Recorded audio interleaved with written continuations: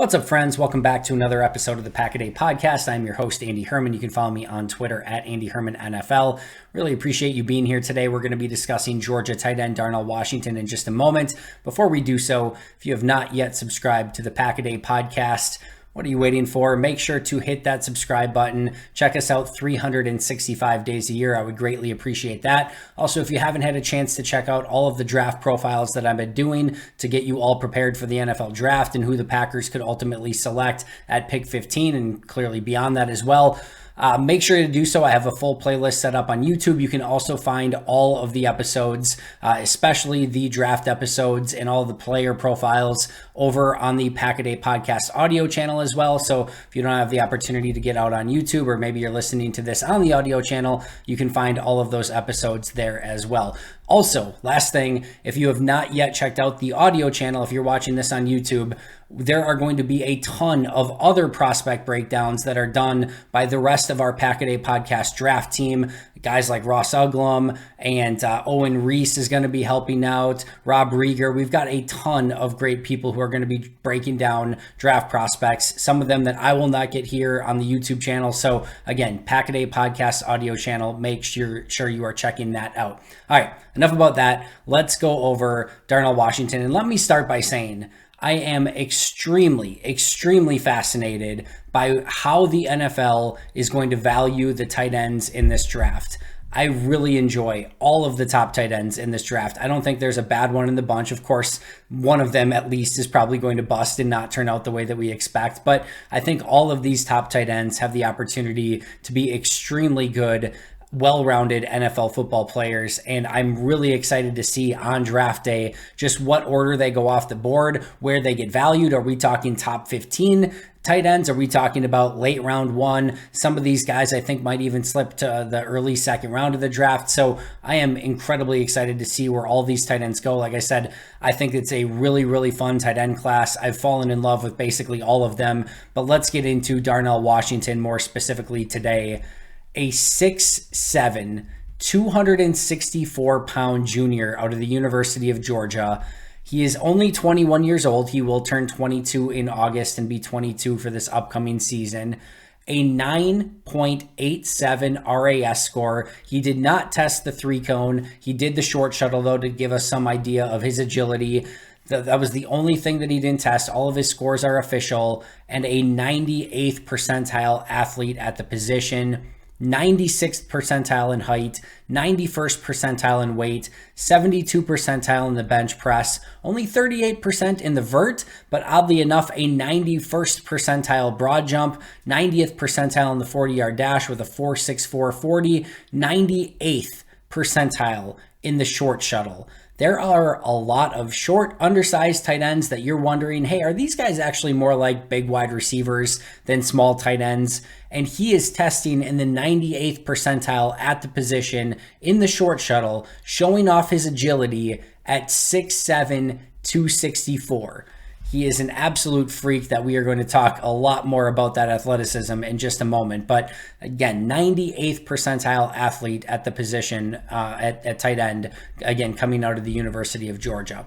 Statistically, not super exciting. In 2020, he had 7 catches for 166 yards, 0 touchdowns. In 2021, he had 10 catches, 154 yards, 1 touchdown. In 2022, 28 catches, 454 yards, and 2 touchdowns. So his best season, this past season, only 28 catches for 454 yards and 2 touchdowns. His overall career at Georgia, 45 catches, 774 yards, 3 touchdowns, and a long of only 38 yards. He does not have a reception over 40 yards. Only 3 touchdowns in his 3 seasons at Georgia. And this is not like an insignificant amount of snaps. This is like over 1,300 snaps, or at least over 1,200 snaps at tight end in his career at Georgia. And again, only a long of 38, only 3 touchdowns, only 45 catches, 774 yards. That's his career numbers.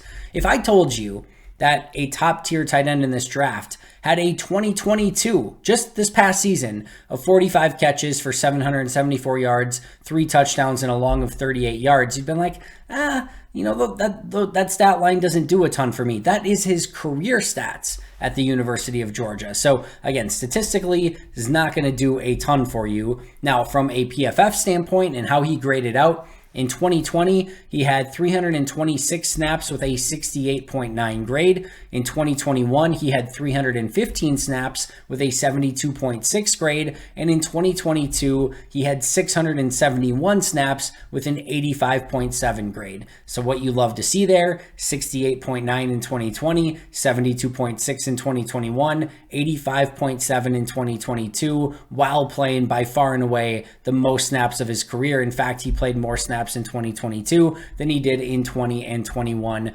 combined. And the big thing that you want to know here before we jump into the positives is his 2022 grade by PFF had a 78.3 receiving grade or passing grade game grade. As a pass blocker, he had a 78.4 grade, and as a run blocker, he had an 81.3 grade, meaning he graded out well as a receiver, he graded out well as a pass protector, and he graded out really well as a run blocker. He is a very well-rounded tight end when you watch him on tape. And that brings us to our full scouting report, starting with the positives. And let's just state the obvious. He is an absolute beast, an absolute freak, whatever you want to call him, in all the best, most positive ways possible. Not trying to insult a 6'7", 275 or 260 pound tight end. He is absolutely amazing. And you just look at him and his size and you marvel at him on the field of like, it's different. You're like, you watch him and it's just like, all right, that dude is different. And there is something different and special and unique about him at tight end. 6'7", 264 with a 4.64 40-yard dash, an insane broad jump, and a 4.08 short shuttle at 6'7", 264. That is freak and huge block letters, bold, italicized, underlined multiple times. He is a freak. And it is really fun to watch what he is capable of doing. Go watch his combine workout and your jaw just drops seeing this huge man go in the short shuttle at a 4.08. Like we talk about it all the time. I've talked about it on these prospect breakdowns, but sometimes you just look at these guys and you're like, there's just not many of those type of human beings on the planet Earth. He's one of them, and if you have the opportunity to go out and get one of them, you try to do so because, like I said, there's just not many of them out there, especially at the tight end position. He is a very, very fun athlete. The best thing I can say about him is he is a force multiplier for your offense, meaning he's going to make everyone on your offense better. From a blocking standpoint, he's going to act as a sixth offensive lineman. We're very familiar with this with Mercedes Lewis acting as that sixth offensive lineman. But the difference here is that he's going to be able to be used much more in the passing game than what Mercedes Lewis has been over the course of the past few seasons. He's going to be a big physical target for your young, first time starting quarterback in Jordan Love. He is going to help your running backs because he's going to block as that sixth offensive lineman. He's going to help out your right tackle. He's going to pass protect. He's going to blitz pick up. He's going to draw attention over the middle of the field, which is going to open things up for other receivers. He is going to be an absolute force multiplier for your offense and make, again, everyone on that offense better. The other positive, the next one, is that he has no idea. And I mean this, and again, in a positive way. He has zero idea how good he can be. He is, we talked about the freak athleticism, but that size, that agility, that power, that blocking ability, that catch radius, all of it in one unique package, he has the ability to be the ultimate mismatch. What are you going to put on him? You're going to put a linebacker on him? He has the ability to out-agile your linebacker and get open and just create space. Are you going to put a safety on him? Good luck, a 6'2", 200-pound safety trying to get around this, brick house of a tight end that is just going to wall you off and go up and get the ball. You can't put a corner on him. He will literally run through your corner. So like you better have a solution baked into your defense for what you're going to do in the red zone, what you're going to do when he's lined up. And like the other thing is that when Mercedes Lewis is in the game, teams can basically act like you're playing with 6 offensive linemen. All right, so Mercedes is going to catch a pass. In the red zone, it's slightly different because he can still get open and use his size in the red zone. But in the rest of the field, it's like, all right, if he gets open, the one time out of the game where he maybe runs a route, what is he going to get? 12 yards on the play? Like you're not worried about him as a threat. So you basically treat him as a defensive coordinator, as a 6th offensive lineman. Like you just brought in Yosh Nijman as or a Zach Tom or somebody else. That's how you're treating him. With Washington, you have the ability to, defenses can't just react in the same way. He has some real legitimate speed. He has some real legitimate agility. He can get up the field. He can break tackles. He can run after the catch. Like you have to treat him like a true weapon. Like weapon might be strong. We saw his numbers, but you have to treat him like a legitimate tight end. And you can get a tell sometimes, from how teams are lining up when Washington is in the game. If they're going with more of a nickel defense because they want to make sure they have enough guys to cover and pass, all right, well, now we're going up with 6 offensive linemen against your nickel defense.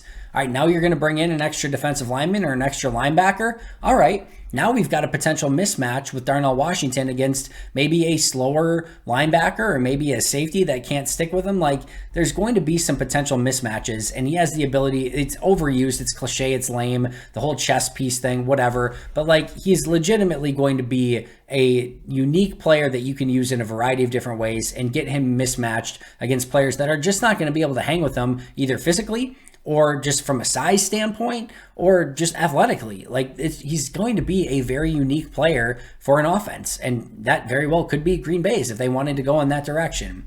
He has a stupid catch radius with the ability to wall off defenders. Again, you're 6'7" with a wide wingspan. He has the ability to make some really unique contested catches and just be that security blanket and safety valve for, again, a young quarterback who's a first-time starter. That is going to go a long way for Jordan Love, and having somebody that, hey, things are breaking down. All right, well, I've got my 6'7" guy out there that I can give a chance to, and I know at worst case he's probably going to wall off his guy. Maybe it falls incomplete, but no harm, no foul. Having that guy over the middle of the field would do wonders for Jordan Love. As mentioned, he has the ability to basically play as a 6th offensive lineman. He can be a red zone weapon, both as a blocker and as a huge threat, again, with that ability to wall off defenders, find space, uses agility, uses ability to break tackles, contested catches, all of it. And he has pretty good hands for his size and everything as well. So has some red zone ability for sure. And again, if you just even want to run the ball, having that guy as an extra blocker is huge. Showed some real legitimate run after catch. He had a hurdle against the University of Oregon, I think it was, where he basically clean jumps over a defender, shows the ability to break tackles. As mentioned, he's got 4.6 40 speed, so he can actually get up the field after the catch. He's a little bit lumbering at times. We'll talk about more on that in just a moment, but he does have some legitimate run after the catch ability, and if you're going to put somebody smaller in his way, you can run him over. If you're going to put somebody slower, you can run past them. So that is a very fun matchup there. I think he has a very, very, Mercedes Lewis-esque career arc in front of him, where Lewis came into the league, had a little bit more playmaking ability than he has now in the later stages of his career, but this has the ability to be a 15-year player or maybe even more in the NFL, because NFL teams just can't get enough blocking tight ends. They're very hard to find, and even late in their career, if you show the ability to do that, you can make a very big name for yourself and have some serious longevity in the league. It would not surprise me if Darnell Washington plays in the league 15 plus years, very much akin to what Mercedes Lewis has done. He's going to grade out well for you just about every single week. And rookie tight ends, maybe that's not quite the case. It might take him a little bit of time to develop. That's very, very normal. But you watch him on tape, and he just does so many things well. And again, that goes kind of back to the force multiplier thing, where he's going to be good as a blocker. He's going to be, a unique weapon in the receiving game. And you're just going to get again, similar to Mercedes Lewis, you're just going to get to the end of the game as you're grading him out and being like, all right, that's another positive for Darnell Washington. He's just going to help your team in so many different ways that I would be surprised if we look back and they're just like, all right, well, he graded poorly again. There's just too much talent there, and there's too much ability, and there's just not many guys like that as a blocking tight end that can also get open in the passing game. Like I say, he's just going to grade out game after game really, really well, if I had to guess, going into his career and as we're looking at him as a prospect right now. He shows off legitimate, pure power as a blocker, as you would kind of expect and imagine with his size, his length, his huge hands, all of it. He is going to maul some people in the run game. He's going to be able to hold up as a pass blocker, and you see that power on display as well as run after the catch as he's running through people, running over people, etc. He adjusts very well as a pass receiver and is, again, not only those contested catches, but the ability to sort of contort his body and come up with some really difficult catches, like, kind of that are behind him, lower, higher. Again, it's just a large catch radius, and he tends to catch anything that you throw in his vicinity. And then the biggest thing is when we say the word tight end, that can mean so many different things. Like Mike Gesicki is basically a big wide receiver. Darnell Washington and Mercedes Lewis are your inline tight ends. And your inline tight ends that can also be used in the receiving game or in the passing game are just the hardest to come by. The more you can do as a tight end, the more versatility it gives you, and the harder it is on defensive coordinators. And Darnell Washington has the potential and the ability to do so many different things for your offense. Like I said, make things really difficult on a defensive coordinator because, all right, are they going power because Darnell Washington's in the game and they're basically playing 6 offensive linemen? Or they could spread you out. If he's your main tight end, if he's your main guy, and you've got 3 wide receivers that are more than capable, and a running back that can maybe catch the ball in the backfield, all right, what am I going to do? And imagine if one of those wide receivers like Christian Watson are a really good blocker, and you could almost use him as an H-back sometimes. It makes things really difficult because, all right, they could hand it to my running back. I've got 6 offensive linemen and an H-back almost in Christian Watson. I've got 2 wide receivers out wide. If I come out with an undersized group, that has the ability to be an offensive line and just a group that runs right over me. But if I come out and I do a, more of a base defense or add an extra lineman, whatever it is that I want to do, all right, now that group can spread out and go 5 wide, and somebody's going to have a mismatch, whether it's one of the 3 wide receivers, my running back that can catch out of the backfield, or my big 6'7" tight end with a 4.6 40. He's just going to make things really, really fun for your offense because of how versatile you can be, because of his versatility as a tight end and what he can do as a blocker, pass receiver, run after the catch guy, etc. Those are the hardest to find, and Darnell Washington can be that guy for you. Now, there are some legitimate negatives here. The first thing that I would ask is, what's the value here? Because there clearly is a value for this type of player in the NFL for all the reasons that we just mentioned. Are you spending a top tier pick on a guy that has 45 catches, 774 yards, only 3 touchdowns, and a long of 38 yards? This is a playmaking sport. And to be fair, it is also a blocking sport and a tackling sport, and the fundamentals matter. And the more you can do for an offense or defense, whatever it is, the more you can do for the team, the better. Darnell Washington can do a lot of things and make a lot of players around you better. But at the end of the day, I think Green Bay's gotten into a little bit of a trap of you go back to last season and you've got a lot of guys that are good football players that can make people around them better. But at the end of the day, you need playmakers. And when they had Devontae and Aaron Jones, I think that's a really good example. They had 2 high-end playmakers. So, and then plus the MVP back-to-back years of quarterback, those 2 last years with Devontae as well. So if you've put, role players around them, Mercedes Lewis's, Alan Lazard's, those type of players around those guys, that's okay. That's not the worst thing in the world.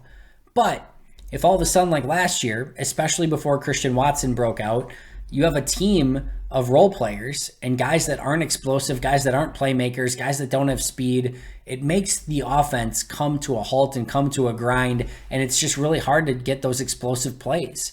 And Washington has not proved so far in his career at Georgia that he can be a legitimate playmaker. Now, he can help Aaron Jones be a playmaker. He can help your young quarterback. He can help maybe Christian Watson be a playmaker because he can pick up a blitz and give the quarterback more time to get him the ball. Like I say, he's going to be a force multiplier, but at the end of the day, you need your guys to be playmakers. And I'm not sure that Darnell Washington has displayed enough to make me believe that he can be a true legitimate playmaker.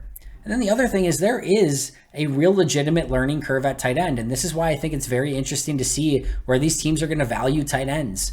We've seen even the TJ Hawkinsons and the Kyle Pitts of the world, two of the best tight ends I've ever seen in the college game, two of the best tight ends I've ever scouted. Like, they've been good, but they haven't been game changers. And there's a point where it's like, man, if those guys aren't like two of the best players in the league, like, are you really going to go out and spend first round picks on tight ends, especially ones that maybe not be the highest end playmakers in the world? So I do think there is a value sort of issue here that you have to take into account. Like, if you get Darnell Washington, there's no chance of this happening in my opinion, but if you get Darnell Washington, a player like him in the third round, you are jumping for joy. Like, you are freaking the heck out. And maybe that happens. Like, Jelani Woods isn't like all that insanely different. They both were freak athletes and both had the ability to block and do a little bit of catching. And Woods went in the third round last year, so maybe that's the value. And if you get him like early round 3, like, you're doing backflips. That is a huge opportunity for your offense. But if you start talking about first round value for a player like this, like, that to me just starts getting really steep. I think he probably goes early second round. Would it shock me if he went in the first? No. Would it shock me if he went early third? No, not really. I think he probably goes early second, but I just think that's where the value is going to be really interesting for him and a lot of tight ends in this draft. And then, here's the other thing. As good as he is as a blocker, his technique is not there yet. He is like, it's fun to compare him to Mercedes Lewis, but what we need to understand about Mercedes Lewis is he's one of the most technically sound blocking tight ends of all time. And you're now getting a tight end, if you get Darnell Washington, who has all the ability in the world to be a dominant blocker, and blocked very well at Georgia, but mostly due to his size and physical gifts. You see a lot of waist bending. You see his head down too much. You see him overextending. You don't see him get to the second level with really like an idea of what he wants to accomplish in mind. Like, there are a lot of things that he needs to really improve. And I talk about it all the time. The learning curve at tight end is really steep. You have to learn how to block like an offensive lineman, pick up blitzes. You need to learn how to run routes like a wide receiver. You need to learn how to, make contested catches over the middle of the field. Like, there are so many different things that go into the modern tight end position, especially if you're an inline tight end, that it usually takes a few years. And by the time you get really good, you're a free agent. And that makes things very complicated, and why we see some of these tight ends go into their second contract and not get huge deals, because it took them the first 4 years just to kind of get their feet underneath them. So again, the value here, the learning curve at tight end, he's going to need to put on, he's going to have to really learn the tight end position. He's going to have to become a technician at the position if he wants to really be the blocker that people want him to become. He's not technically sound at the position right now from a blocking standpoint. He's still just athletically, he's going to be really good as a blocker just because he's that size and that good overall and like that athletic, but technically he's not there from a blocking standpoint. And the last thing I'll say from a negative is that insane athleticism, that freak, whatever it is that you want to call it, like just really unique player, it shows up on tape from time to time, but I don't think it shows up quite enough. You don't get the idea that all right, the ball's in Darnell Washington's hands now, watch him go. He is going to be so fun. There's times, like I said, the Oregon, he's jumping over players, he's running through players. You will see it from time to time, but more often than not, again, he's a little bit plodding in his running. Like, you don't necessarily put on the tape and just be like, wow, that is a super insane athlete. You can recognize the uniqueness of him as soon as you put on tape. There's no question about that. But the athleticism doesn't always translate. And I think that's a big reason why we haven't seen some of the big playability from Darnell Washington. And like I said, from a technique standpoint, he still needs to learn the nuances of the position. And maybe that as he does that, maybe we'll start seeing him play with a little bit more confidence, a little bit more fluidity, and just kind of, let his natural gifts take over. But until then, there's going to be a steep learning curve at the position, as there are for most tight ends in the league.